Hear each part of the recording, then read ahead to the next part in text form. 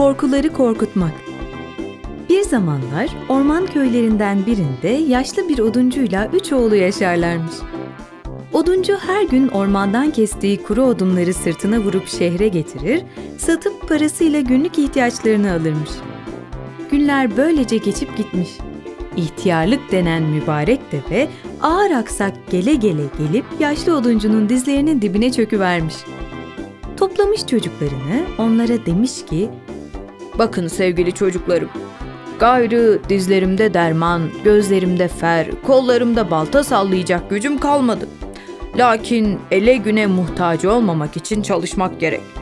Şimdiden sonra sırayla her gün biriniz ormana gidecek, benim yaptığım gibi odun kesip satacak ve onun parasıyla geçimimizi sürdüreceğiz. Sıra önce en büyüğünüzde. Yarın sen gideceksin ormana." Sabahleyin erkenden kalkan büyük oğlan ipini, baltasını almış ormanın yolunu tutmuş. Yaşlıya yokuş olan yollar gence iniş olurmuş. Delikanlı 2 koşmuş, 1 zıplamış ormana gelmiş. Baba nasihatine uyup yaş ağaca balta sallamamış. Kurumuş, kakırdamış bir ağacın dibinde durmuş, baltayı olanca gücüyle vurmuş. İkinciye hamle edecekken gök gürlemesi gibi bir ses duyulmuş. "O ağaca bir balta daha vuracak olursan seni dilim dilim keser, sakız gibi çiğner, lokma tatlısı gibi yutarım." Oğlanın eli ayağına dolaşmış. Atmış baltayı, ormandan kendini zor atmış dışarı. Eve gelmiş, babasına olanı biteni anlat.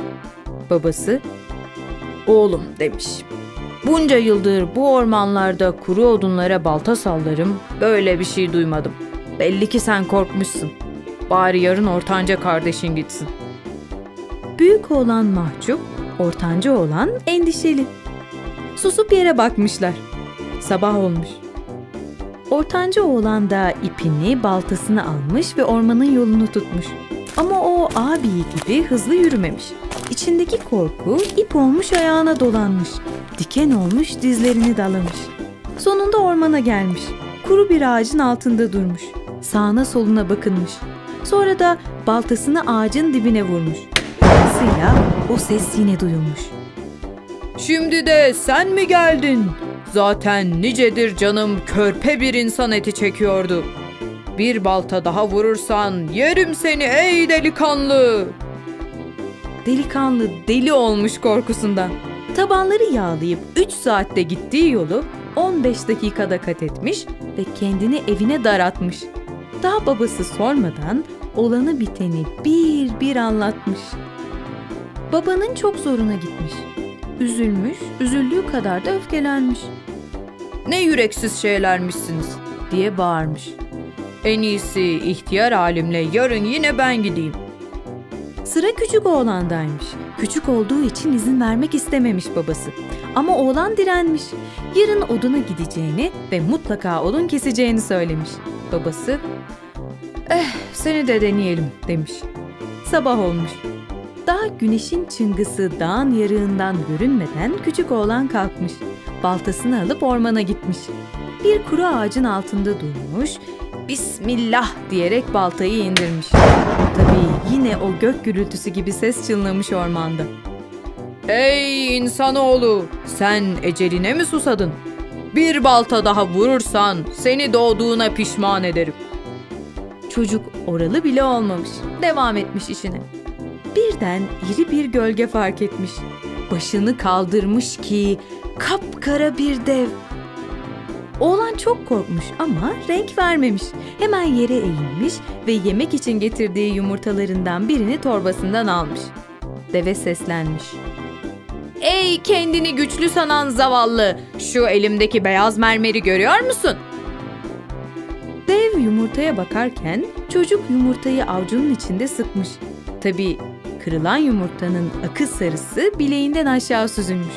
Çocuk sesine daha da kalın bir ton vererek, "Çabuk çekip git buradan, yoksa şu mermeri sıkıp suyunu çıkardığım gibi senin de suyunu çıkarırım ha!" demiş. Dev şaşkın gözlerle ebleh ebleh bakmış. Sonra da Peki demiş. "Peki işine karışmazsam beni öldürmez misin?" Çocuk bununla yetinmemiş. Bir şartım daha var demiş. Bu gece ne kadar kuru odun varsa kesip bizim evin önüne getireceksin. O zaman seni sıkıp suyunu çıkarmam. Şimdi hemen al şu baltayı ve bolca odun kes. Dev boynunu bükmüş.